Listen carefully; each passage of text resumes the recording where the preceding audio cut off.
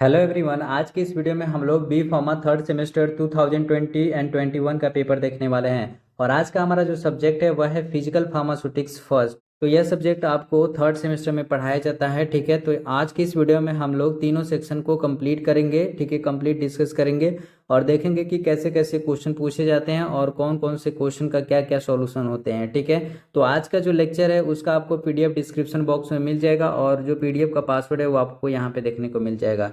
तो चलिए ये सब को छोड़ते हुए हम लोग चलते हैं मेन पॉइंट पे और यहाँ पे क्वेश्चन को देखते हैं। ठीक है, तो यहाँ पे पहला क्वेश्चन जो पूछा गया वह है डिफाइन मोलरिटी एंड नॉर्मलिटी। ठीक है, तो यहाँ पे आपको नॉर्मलिटी और मोलरिटी के बारे में बताना है। ठीक है, तो इसके लिए आपको फॉर्मूला भी याद रहना जरूरी है मोलरिटी और नॉर्मलिटी का। ठीक है, तो यहाँ पे आपको मोलरिटी और नॉर्मलिटी मिल जाएगा जो कि आपको फार्मास्यूटिकल एनालिसिस में पढ़ाया गया होगा फर्स्ट सेमेस्टर में। सेम टू सेम वहीं आपको यहाँ पे करना है। ठीक है, वहीं आपको फॉर्मूला वहीं आपको डिफिनेशन लिखना है, कोई नया नहीं है। ठीक है, नेक्स्ट क्वेश्चन यहाँ पे है differentiate crystalline solid and amorphous solid. ठीक है, तो यहाँ पे आपको क्रिस्टलिन सॉलिड और एमॉर्फस सॉलिड के बारे में आपको बताना है। तो यहाँ पे डिफरेंस पूछा गया था। आप जब भी डिफरेंट पूछे तो आपको ऐसे टेबल बना के बताना है जिससे क्या हो कि टीचर को क्लियर क्लियर पॉइंट यहाँ पे दिख जाए। ठीक है, जिससे क्या हो कि मार्क्स देने में उसे आसानी हो जाए। नेक्स्ट क्वेश्चन यहाँ पे है डिफाइन क्रिटिकल सॉल्यूशन टेम्परेचर। देखिए ये भी काफ़ी इंपॉर्टेंट क्वेश्चन है क्योंकि कभी कभी ये 10 मार्क्स या फिर 7 मार्क्स में क्वेश्चन के अंदर दे देता है। ठीक है, छोटा सा पॉइंट दे देता है कि क्रिटिकल सॉल्यूशन पॉइंट क्या लिखे। ठीक है, तो यहाँ पे आपको क्रिटिकल सॉल्यूशन पॉइंट को अच्छे से करना है क्योंकि ये कई बार क्वेश्चन पूछा गया है। क्वेश्चन है व्हाट इज क्रिटिकल मिसलेस कंसंट्रेशन। ठीक है, तो यहाँ पे क्रिटिकल मिसलेस कंसंट्रेशन क्या होते हैं उसके बारे में आपको बताना है। ठीक है, तो यहाँ पे डिटेल में एक्सप्लेन किया गया है कि सीएमसी क्या होते हैं। नेक्स्ट क्वेश्चन यहाँ पे है व्हाट आर चिलेटिंग एजेंट। ठीक है, तो आपको यहाँ पे चिलेटिंग एजेंट के बारे में बताना है। नेक्स्ट क्वेश्चन यहाँ पे है डिफाइन बफर कैपेसिटी। ठीक है, यहाँ पे आपको बफर कैपेसिटी के बारे में बताना है जो कि यहाँ पे डिटेल में बताया गया है। बफर कैपेसिटी काफ़ी इंपॉर्टेंट क्वेश्चन है तो आपको डेफिनेटली इसे करना है। नेक्स्ट क्वेश्चन है यहाँ पे डिटर्जेंसी। देखिए कभी कभी 7 नंबर में भी पूछ लिया जाता है और काफ़ी अच्छा क्वेश्चन है जो कि नॉलेजेबल क्वेश्चन है।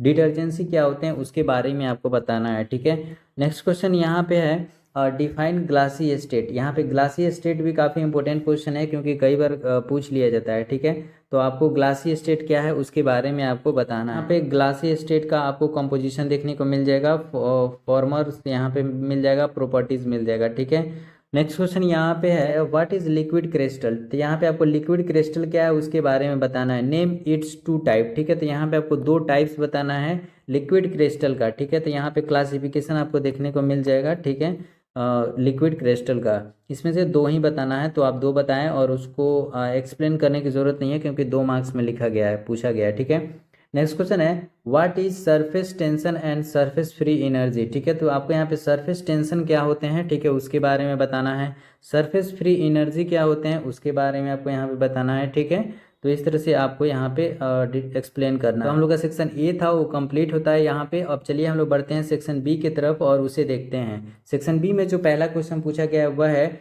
डराइव्स रॉल्स लॉ। ठीक है, तो आपको यहाँ पे रॉल्स लॉ के बारे में एक्सप्लेन करना है जो कि इंपॉर्टेंट क्वेश्चन है, कई बार एग्जाम में पूछा गया है और पूछा भी जाता है। ठीक है, क्योंकि इंपॉर्टेंट क्वेश्चन है। Discuss derivation of Rawls law. यहाँ पे आपको रॉल्स लॉ का डेरिवेशन भी बताना है। गिव इट्स एग्जाम्पल और एग्जाम्पल के साथ, यानी रॉल्स लॉ के बारे में कंप्लीट नॉलेज आपको लेना होगा तो आपको इसमें आपको सॉल्यूशन मिल जाएगा।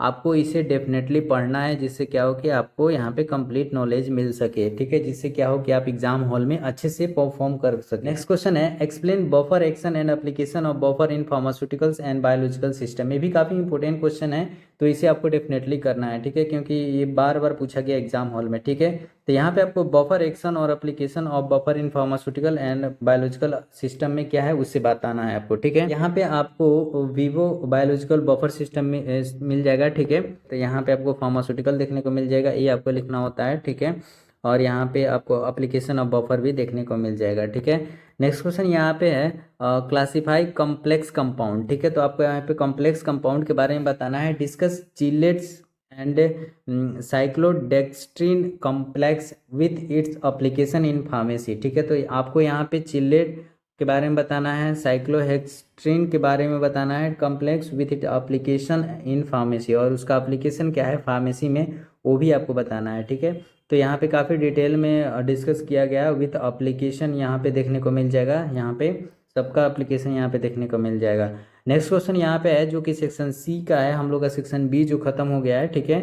यहाँ पे पहला क्वेश्चन है discuss diffusion mechanism in biological system with example. यहाँ पे आपको diffusion mechanism of biological system बताना है, ठीक है, विथ एग्जाम्पल, ठीक है। तो यहाँ पे आपको कंप्लीट डिटेल मिल जाएगा डिफ्यूजन इन बायोलॉजिक, ठीक है। यहाँ पे मेजर 2 टाइप्स होते हैं, ठीक है, तो दोनों टाइप को यहाँ पे डिस्कस किया गया विथ एग्जाम्पल, ठीक है। तो यहाँ पे आपको एग्जाम्पल भी देखने को मिल जाएगा, ठीक है। तो यहाँ पे डिफ्यूजन इन सेल यहाँ पे देखने को मिलेगा, उसका भी आपको एग्जाम्पल देखने को मिल जाएगा, ठीक है। डिफ्यूजन इन प्लांट्स यहाँ पे है, उसका भी आपको यहाँ पे एग्जाम्पल इंक्लूडेड है, ठीक है। नेक्स्ट क्वेश्चन यहाँ पे है discuss various method of analysis of complexation, ठीक है। तो यहाँ पे आपको वेरियस मेथड बताना है एनालिसिस ऑफ कॉम्प्लेक्सेशन, ठीक है। तो यहाँ पे कॉम्प्लेक्सेशन का यहाँ पे वेरियस मेथड बताना है, जो कि काफ़ी इंपॉर्टेंट क्वेश्चन होता है, ठीक है। कॉम्प्लेक्सेशन से क्वेश्चन कई बार पूछे जाते हैं, तो आपको कॉम्प्लेक्सेशन डेफिनेटली आना चाहिए। नेक्स्ट क्वेश्चन है what are different method of determining surface tension, ठीक है। तो यहाँ पे कौन कौन से मेथड है जो कि सरफेस टेंशन जो है वो यहाँ पे डिटरमाइन करते हैं, ठीक है, कौन कौन से मेथड है। नेक्स्ट क्वेश्चन है discuss construction working principle and capillary rise method, ठीक है। तो यहाँ पे कैपिलरी राइज मेथड के थ्रू आपको यहाँ पे प्रोसेस जो है, ठीक है, सब कुछ यहाँ पे बताना है। जैसे कि क्वेश्चन में पूछा गया यहाँ पे कंस्ट्रक्शन वर्किंग प्रिंसिपल यानी सब कुछ आपको यहाँ पे बताना है। राइज मेथड में आपको यहाँ पे कंप्लीट डिटेल देखने को मिल जाएगा, ठीक है। यहाँ पे डिस्कस किया गया है कंप्लीट डिटेल, तो आप इसे देख सकते हैं, ठीक है। क्वेश्चन का सॉल्यूशन लंबा थोड़ा हो जाता है क्योंकि 10 मार्क्स का है, तो आपको लिखना पड़ेगा, और एक क्वेश्चन में काफ़ी डिटेल में पूछा गया तो आपको करना है। नेक्स्ट क्वेश्चन है क्लासिफाई सरफेस एक्टिंग एजेंट, ठीक है।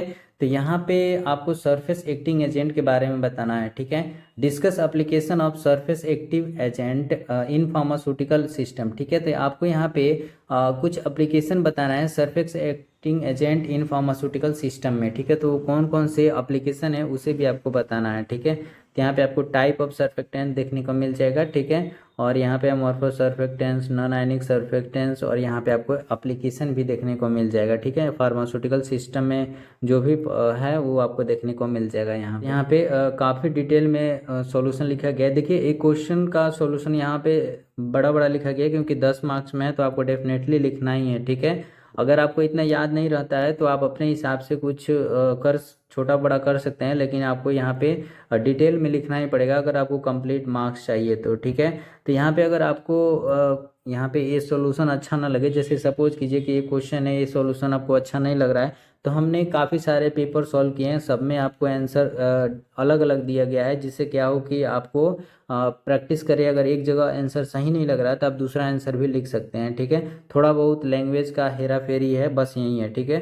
तो आप देख सकते हैं बाकी पेपर में अगर सेम क्वेश्चन पूछा गया तो आप वहाँ से भी तैयारी कर सकते हैं, ठीक है। इसलिए हमने मल्टीपल यहाँ पे प्रीवियस ईयर पेपर अपलोड किया है कि अगर आपको एक जगह से अच्छे नहीं लगते हैं सॉल्यूशन, तो आप दूसरी जगह से भी तैयारी कर सकते हैं, दूसरा आंसर भी देख सकते हैं, ठीक है। नेक्स्ट क्वेश्चन जो पूछा गया है वह है how will you determine optical activity explain. Optical activity कैसे आप डिटरमाइन करेंगे उसे आपको एक्सप्लेन करना है। यहाँ पे आपको मेजरमेंट ऑफ ऑप्टिकल एक्टिविटी देखने को मिल जाएगा और डिटर्मिनेशन भी मिल जाएगा यहाँ पे। नेक्स्ट क्वेश्चन यहाँ पे define Nernst potential and zeta potential, ठीक है। तो यहाँ पे नर्न्स्ट पोटेंशियल और जीटा पोटेंशियल के बारे में आपको बताना है। Discuss electrical properties at the interface, ठीक है। तो आपको यहाँ पे इलेक्ट्रिकल प्रॉपर्टी एज इंटरफेस के बारे में यहाँ पे डिस्कस भी करना है, ठीक है। तो यहाँ पे आपको देखने को मिल जाएगा difference between north and potential and zeta potential के बारे में, ठीक है।